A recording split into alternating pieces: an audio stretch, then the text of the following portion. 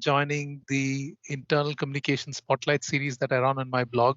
And I talk to thought leaders from around the globe, and I'm very excited and delighted to have you on my show to talk about influence in communications. So before we Thank get you so started, much. thank you. And if before we get started, it'll be great if you could quickly introduce yourself for our viewers.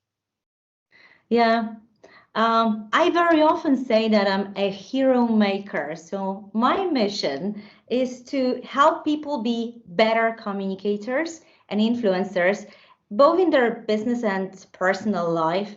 And my mission is to really help people grow in their environment.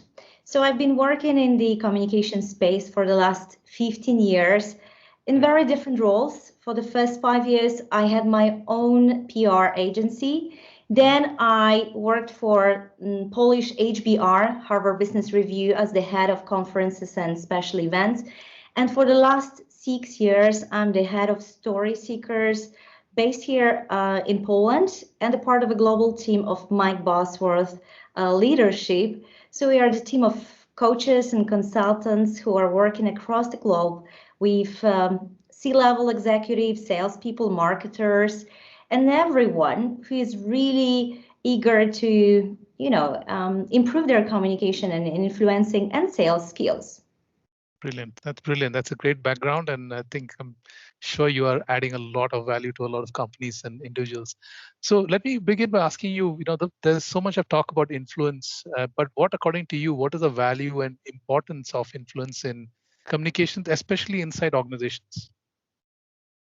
Of course. Let me start with maybe a distinction between what influence is, from my perspective, and what it is not.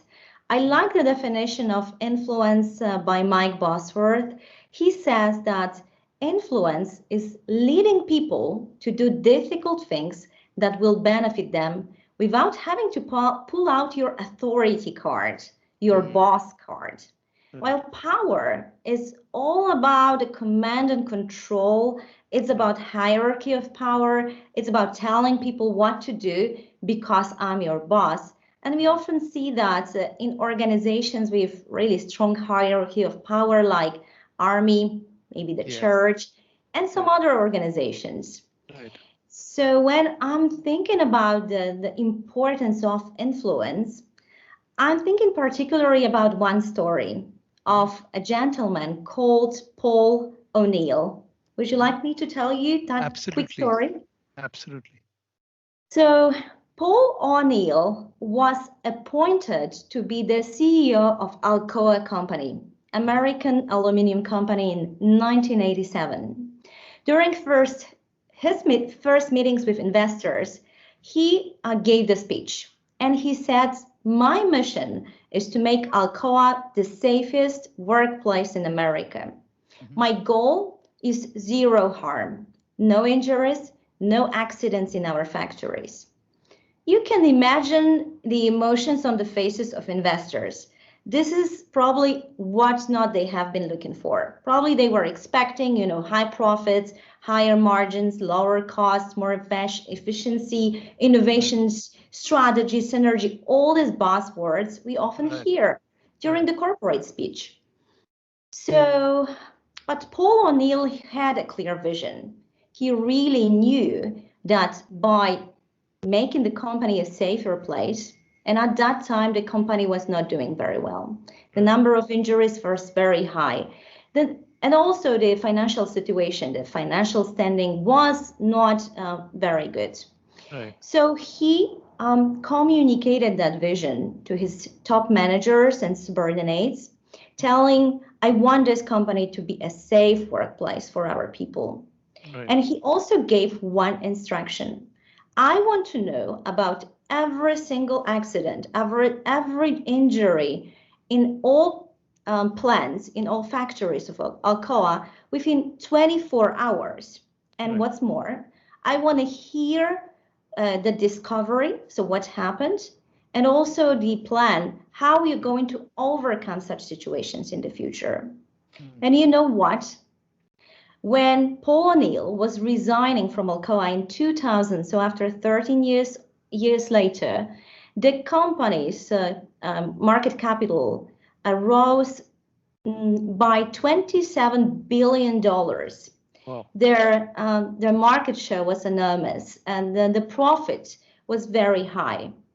And what he did, for me, it's a proof of influence. He was not telling people, I want to hear about, how you're going to fix the time management or the plant management. He told people that he sees the vision of the company to be a safe place for people. And I do believe that his employees, the team, bought that vision because, as Antoine de Exupéry says, if you want to build a ship, don't drum up the people. Don't tell them to collect the wood.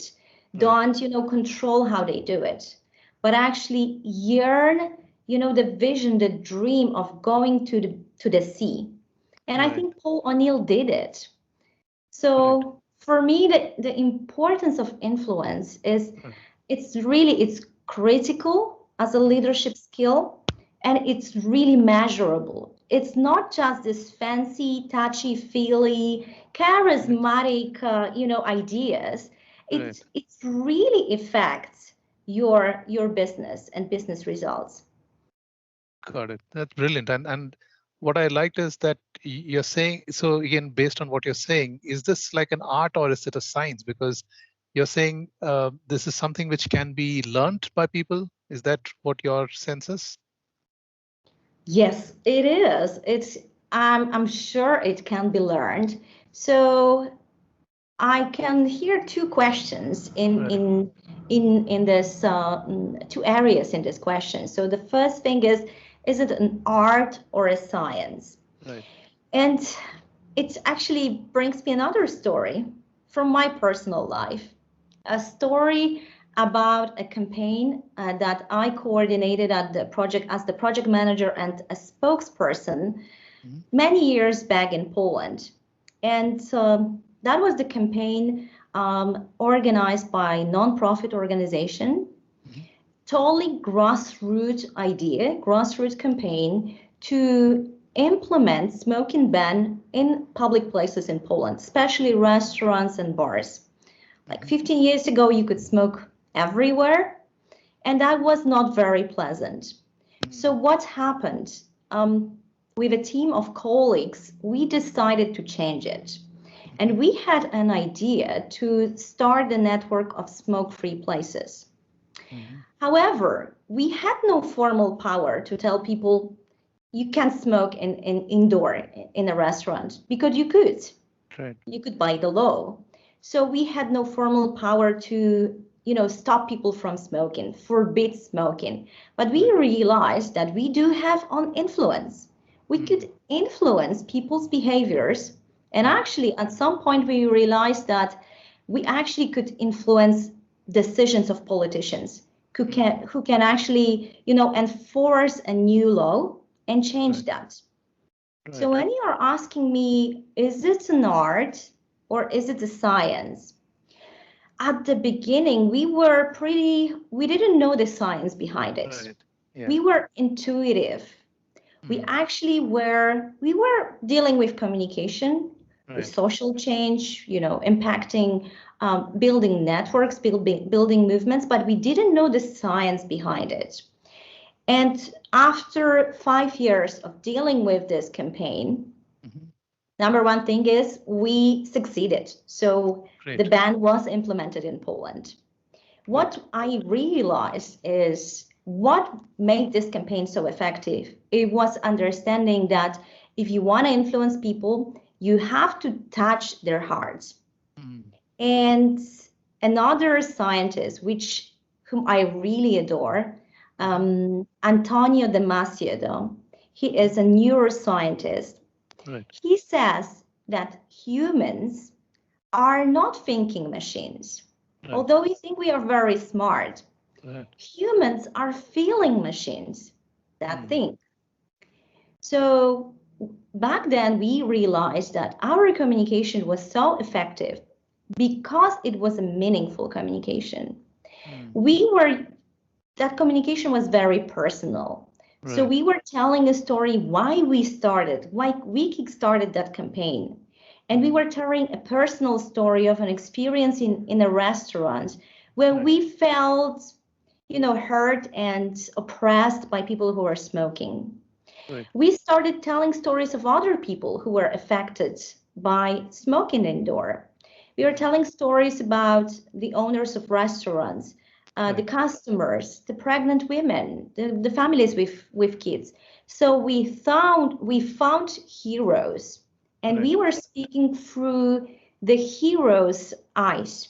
And many people related to that communication. So Got it it. was not about us. It was all about how we can help others people make a better life. Fantastic. So we realized, and now I know that there is a science behind it, because what neuroscientists are saying that we first feel. Right. So if you want your communication to be more impactful, you have to trigger that emotional response. Got it. You really have to make your communication matter for the audience. Why Absolutely. should I matter about this new strategy?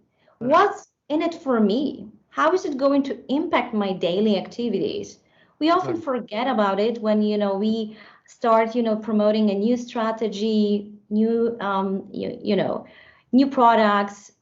We are so fancy about our new products, new solutions, new technology that is Right. all packed with the buzzwords and great acronyms. It looks very smart and scientific, but Right.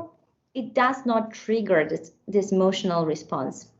Mm. So for me, it's both. It's a science. If you know what is the science Right. behind humans making decisions, but it's Right. also an art.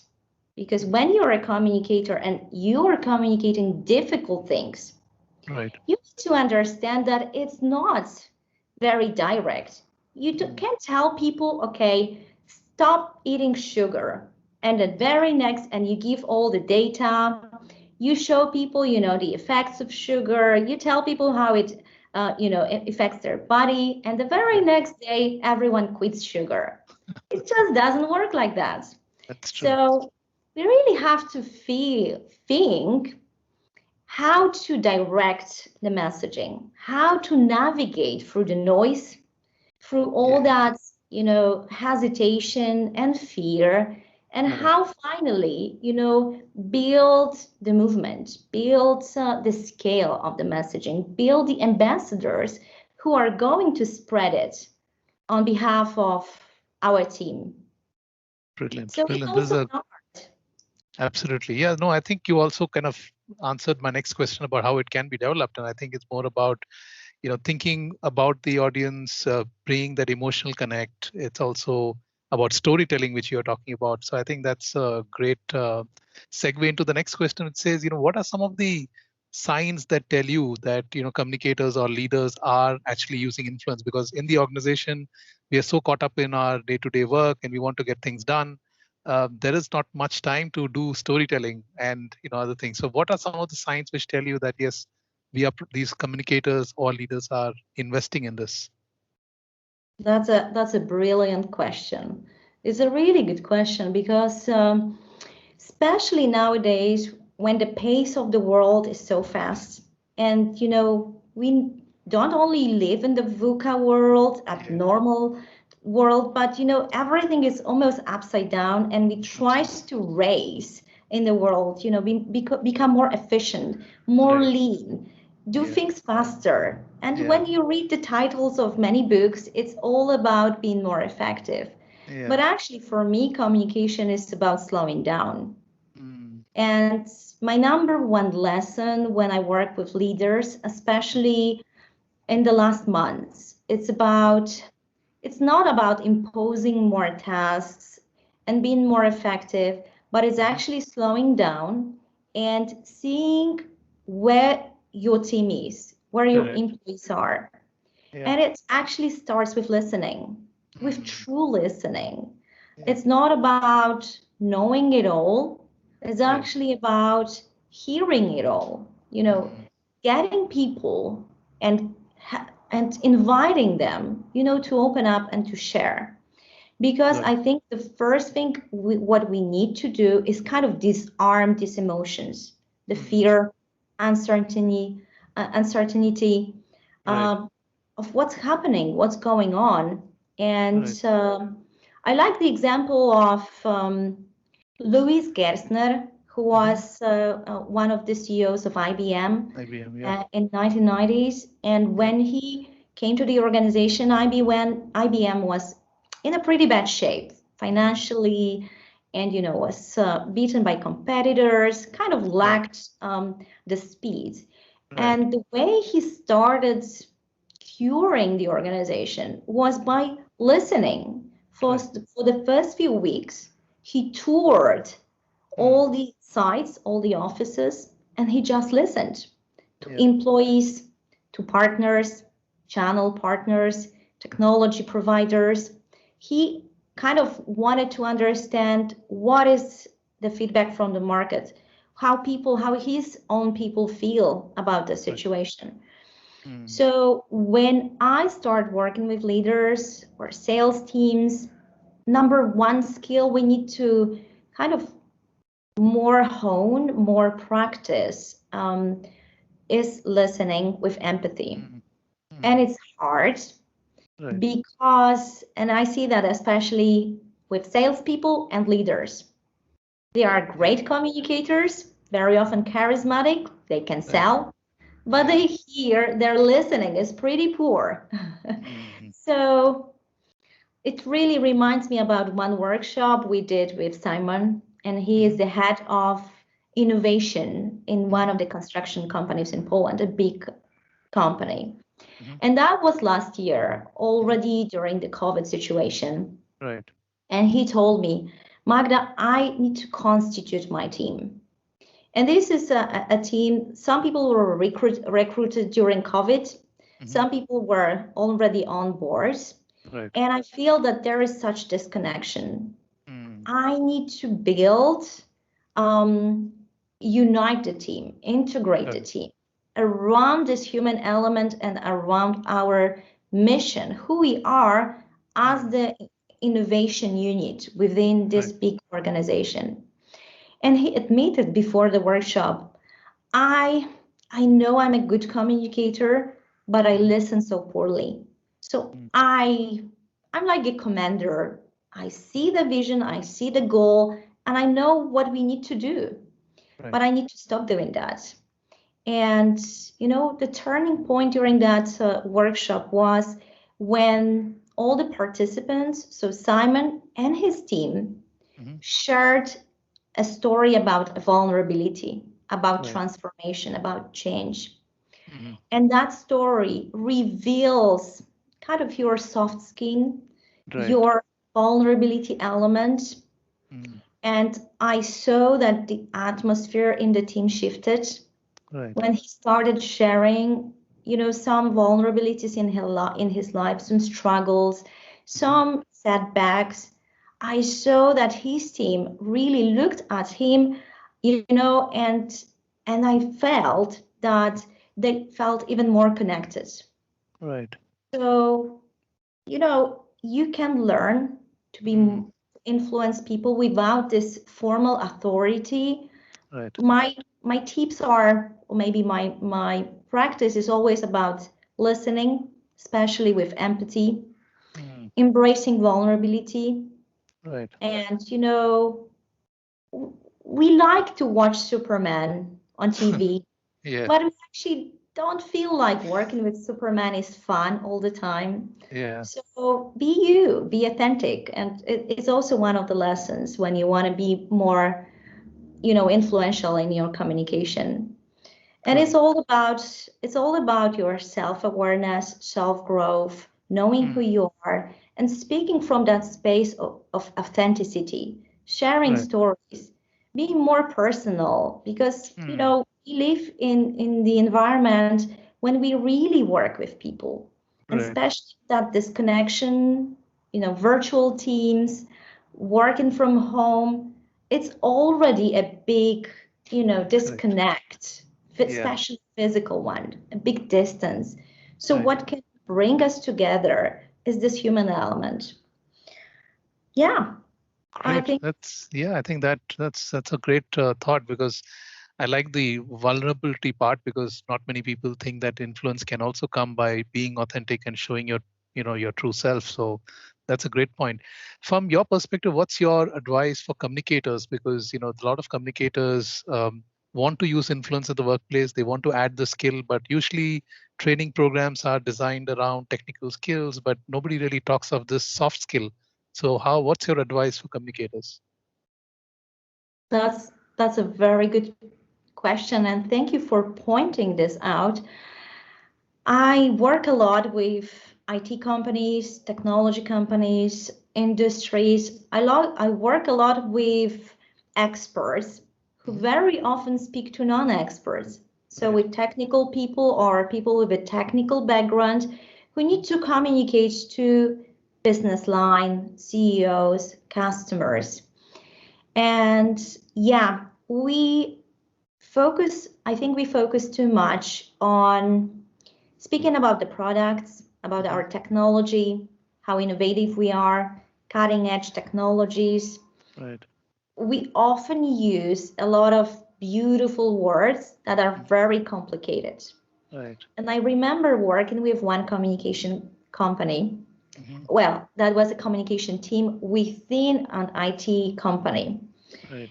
And that was, I think, 4 years ago when Wes, the CMO of the company, called us and he said, we are transforming our business model from telecommunication company to a Mhm. unified communication company, a different model. However, Right. my marketing and communication team communicates about feeds and speeds and Mhm. all the elements of the product, how great Right. we are. So Mm. this is a technical jargon. Right. Help us to transform and Mhm. to be more customer centric in our Right. communication. Mm. And through a series of workshops, I remember the first workshop when we sat down, and Mhm. one of the exercises was to tell a story about a future customer who's Mhm. going to benefit Right. from working with your company and Mhm. implementing your solution. Mm. And I understood, and we saw that in the classroom, that really people started thinking differently, Right. stepping into their customers' shoes and thinking, okay, so if you are the principal of the university and you're going to implement this technology, Right. how does your world look like today? Mm. What problems are you facing? What frustrations on a personal level of your team are you experiencing? Right. How would you like your world to be better? Mm. And that was that was the first step to start thinking from your customer's perspective. Right. Quit the jargon. Think about the buying vision. What would make the customer's life better? Mhm. But also make it personal. Make it about the person rather Right. than the product. Right. And that was big because Yeah. most IT companies, they communicate about their product and solutions Mhm. rather than people using the product, Yeah. teams benefiting, the end customers benefiting from the solution. Yeah, so I think Those. Yeah. for Makes the sense. communicators, Mhm. yeah, start thinking from your customer point of view Right. about how your customer is going to use your Mm. product, your solution. What are the different personas? They Right. think differently. What is their personal approach to the situation today? What frustrates them? And Mm. what would make their life better? Got it. Um, and of course, talk, talk Mhm. internally. We Right. also facilitate a lot of programs when we bring together product development team, Mhm. marketing team, communication team, and sales team. And it turns out they hardly speak with each other. So the transfer of information, Yeah. it's not always there. People who are in the field, like salespeople, Right. they maybe have no mechanisms to share the knowledge to the product development team. So there Yeah. is a gap. And Got it. sometimes product development team, they bring something, so innovative, but then Mm, it's hard to promote it and sell it. So got talk it. internally, listen to each other, and of course, share stories Mm, about your customers, about people who are using your products, people who are sharing their experiences, about these people's journey with right. your organization. Brilliant, brilliant. These are great insights. And as we wrap up, Magda, I just want to ask you, we are right now in the COVID pandemic situation, and like you mentioned, things have changed. There is hybrid work. People are working online mostly. So in this kind of scenario, how does influence work, and what is your, thoughts around it? Yeah. Yeah, that's true. We are living in a totally different world than maybe 2 years back. And this situation, I think it is the leadership test. It Right, actually it checks what is the strength of our relationship with the team, right, how we communicate with the team. And I know some examples of leaders who are controlling their team, who wants the team to send reports, right. timesheets, effects of Yeah, every single milestone, right. and it does not create the culture of trust. Mm, So, from my perspective, this situation when we work in a hybrid, very often hybrid system, some people at work and some people virtually, but very often virtual teams, there mhm, is need for more trust. mm, And the trust is built and earned in time. The right, trust is built by example, mm, by your deeds, right, by actions. mm, So what we can do as leaders of our teams and leaders of organizations, right, first of all, trust is built when we listen, yeah, when we really listen with empathy and we right, care for what other people want to say. correct. Secondly, we deliver on our promises. Mm, So if we promise something, we really do it. We mm, are accountable for our actions. So we do what we say and we say what we are thinking. That also comes with integrity. mm, So for me, it's time to maybe spend more time with the team, maybe right, allocate one time a week, a meeting a week, when right. we're just spending time together, asking about what's happening in our life. Mm, And you know what's on contrary, and I like that because it's a kind of paradox. I yeah. think it's time to be more personal in the Mm, workspace, is to bring your personal right. self to the workspace.